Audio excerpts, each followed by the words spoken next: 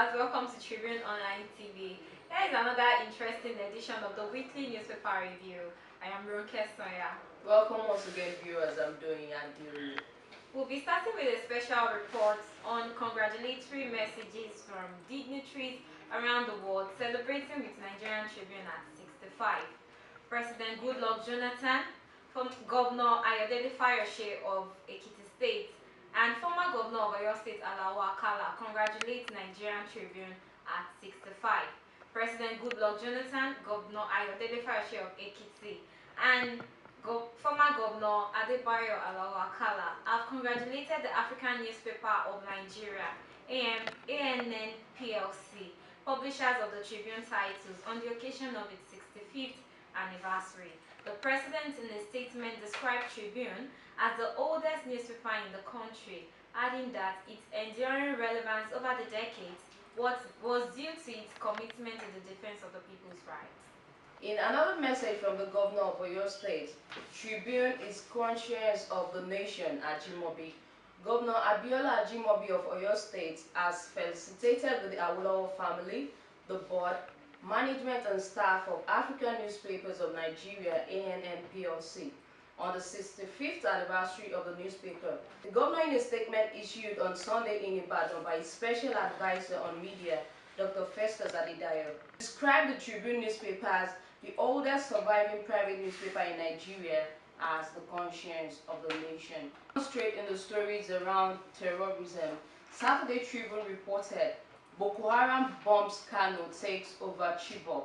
A suspected Boko Haram suicide bomber who disguised as a customs officer detonated a bomb in Kano late Friday evening. 6 people, including 3 policemen, were killed in explosion which occurred along Maiduguri Road opposite an NNPC filling station in Otoro area of the metropolis. Meanwhile, Chibok town in Chibok local government area of Borno State, where over 200 schoolgirls were abducted on April 14, 2014, was invaded late on Thursday by Boko Haram gunmen who were fleeing Mubi town in Adamawa State, where they were dislodged by the military. Residents of Chibok town who managed to escape told Saturday Tribune tales of all anguish and death amid apprehension on the fate of those they left behind. Now, the Monday edition reported Bloody Sunday in Bauchi, Nasarawa, Adamawa. Army recaptures Chibok. About 10 people were confirmed dead on Sunday evening as another bomb blast hit Azare, the headquarters of Katagum local government area of Bauchi State. This came barely 10 days after a twin bomb explosion occurred at the First Branch PLC in the Asian town. Meanwhile, Nigerian Army on Saturday launched heavy attack on the Boko Haram insurgents in Chibok, Borno State, and recaptured the town. That is good news. Nigerian Tribune, still on insurgency, news stories that made top headlines. Foreign fighters now part of insurgency. Minister of Defense, Lieutenant General Aliyu Muhammad Guzau, has raised the alarm over the troubling dimension and emerging face of terrorism, with foreign fighters now part of the insurgency, declaring open a 5-day 2014 Defense Attache Conference in Abuja. The minister disclosed that it all started from the targeted attack by one group few years ago, but now a mobile band of terrorists sweeping across, destroying lives and even attempting to establish caliphates. Still on page 2 of Nigerian Tribune on Tuesday, Jonathan extends state of emergency in 3 states. President Goodluck Jonathan has extended the state of emergency imposed on Borno, Yobe and Adamawa states in northeastern parts of the country, following more deadly attacks perpetrated by the Boko Haram insurgents in the area. The decision to attack the measure was taken at the National Defense Council (NDC) at the Presidential Villa in Abuja. Now, a very sad one here. The Wednesday edition of the Nigerian Tribune reported terrorism. Nigeria, one of 5 countries with highest terror fatalities report. Nigeria has been ranked among 2013 world's most terrorized countries in the Global Terrorism Index 2014 report released on Tuesday. In the said report, 5 mostly terrorized countries, Iraq, Afghanistan, Pakistan, Nigeria, and Syria, accounted for 80% of the deaths from terrorism in 2013. To read more on that and to know more on the breakdown of the figure, you can log on to our website www.tribune.com.ng. Still on terrorism, on page 8 of the Nigerian Tribune on Thursday, ongoing emergency rule as faced Gaidam. Governor Ibrahim Gaidam of Yobe State has observed that the ongoing emergency rule has so far failed to roll back and contain the Boko Haram sect. The governor, who spoke through his media aide, Alhaji Abdullahi Bego, said, "Only 10 days ago, our very young students, full of hope for the future, at the Government Science Technical College GSTC Pokiscom, were killed in a very evil and grotesque manner. And then there were many others before them in 4 schools across the affected states." The governor, however, believes that the federal government should invest more in education and infrastructure in the northeast as a special measure to help people recover from the numerous loss. And on page 8 of the edition of the Nigerian Tribune on Thursday, Borno governor resolves to fund local hunters. Borno State Governor Kashim Shettima has again carpeted the Nigerian military, saying that since the Nigerian military is not capable of rescuing Bama from the hands of the dreaded Boko Haram insurgents, his government is going to arm the vigilante group popularly called Civilian JTF with the necessary weapons to recover Bama from the Islamic sect. Shettima said this in Maiduguri, the Borno state capital, when indigenes of Bama town, led by Kolo Kujja, paid him a courtesy call at the government house. And moving over to politics, I am not afraid of Tambuwa. That's on page 5 edition of the Nigerian Tribune on Sunday. Stories on politics. On page 2 edition of the Nigerian Tribune on Tuesday, drama as 10 lawmakers clear Fayoshe's nominee. There was drama at the Ekiti State House of Assembly as 10 members of the Assembly sat and approved the list of commissioner nominees and caretaker chairmen for the 16 local government areas in the state sent by Governor Ayo Fayoshe. The 10 lawmakers, all members of the People's Democratic Party (PDP), had carried on in the absence of the Speaker, Dr. Adewale Omiri, and other All Progressive Congress members of the Assembly. And moving over to the House of Representatives, I am not afraid of Tambuwa Atiku. That's on Sunday, Tribune on page 5. Former Vice President Atiku Abubakar has said that he does not see any problem in the process of selecting the presidential candidates of the All Progressive Congress (APC) with the entry of the House of Representatives Speaker Honorable Aminu Tambuwa into the race of the party's platform.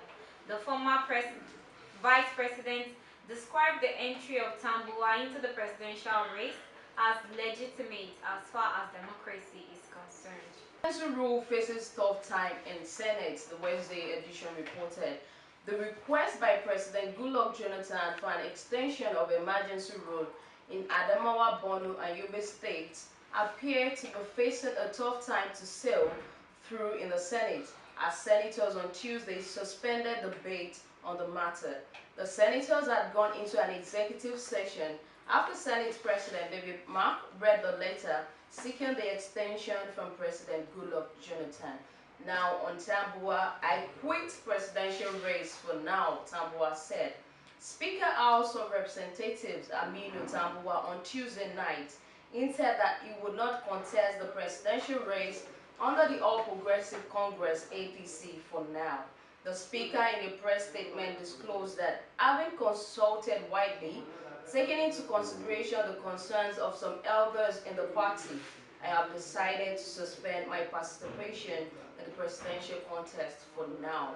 And in what I would say is a show of shame, NAS under attack as police tear gas Tambuwa reps. That was reported on Friday edition of the Nigerian Tribune.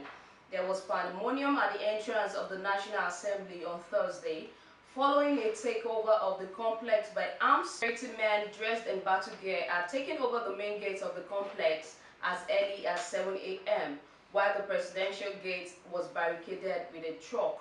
Some members had to climb the gate before they could gain entrance in the National Assembly complex. That is actually so pathetic and a disgrace to the Nigerian politics. Now on INEC, the Monday edition reported 2015 election will be a showpiece. INEC. As the preparations for the 2015 general election hot up, the Independent National Electoral Commission (INEC) has reaffirmed that the election would be a showpiece for the nation and the international community in all ramifications. The election umpire also assured that it would remain an unbiased umpire as the journey progressed.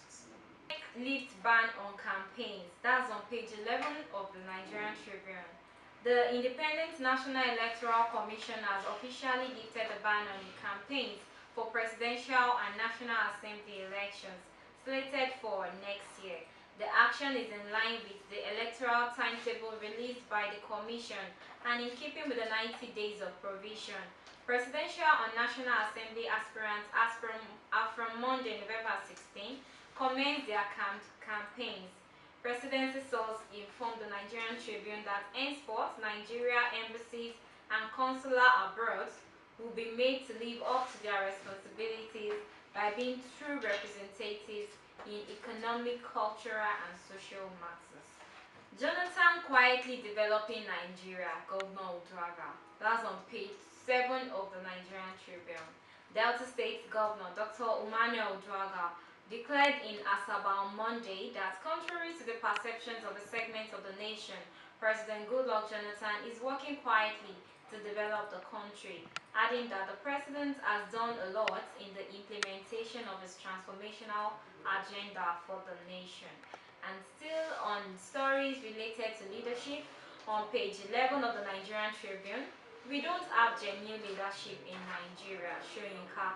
If we have a genuine leadership, we will not be in this mess today. Shekau, please take that to the man you are representing.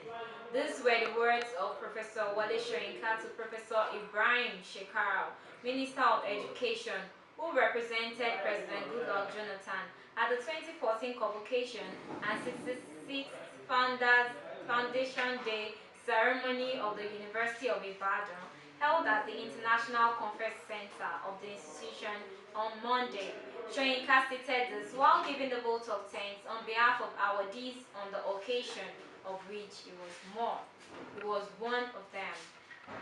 It's embassies to coordinate investment drive. That's on page 2 edition of the Nigerian Tribune on Tuesday. As part of the cost-saving devices announced recently, the federal government has curtailed foreign trips of ministers, director generals, and head of parastatals in the guise of looking for foreign direct investment for marketing Nigeria abroad.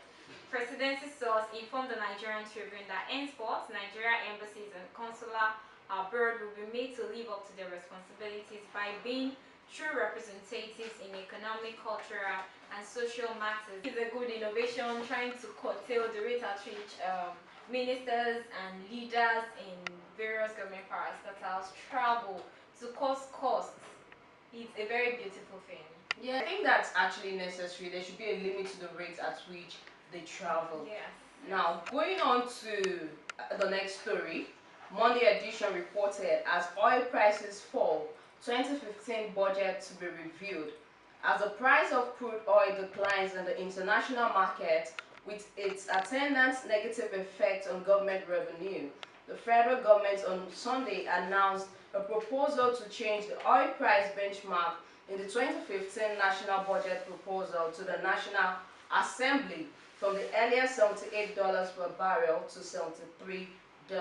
Update to the collapse of the synagogue building. Synagogue, no rift between South Africa and Nigeria, Radebe. The minister in the presidency of the South African government, Mr. Jeffrey Radebe, has allayed fears of any possible rift between the South African government and its Nigerian counterpart after the former lost cause of its citizens in a building collapse incident that occurred in Lagos recently. Now that's all on this edition of the weekly newspaper review. Till we meet next time, get copies of a Tribune titles, the Saturday Tribune, the Sunday Tribune, and the Nigerian Tribune editions. And from me till we meet next time, I'm doing Adieu.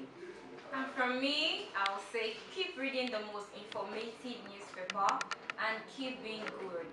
I remain Ronke Sonia. Thank you.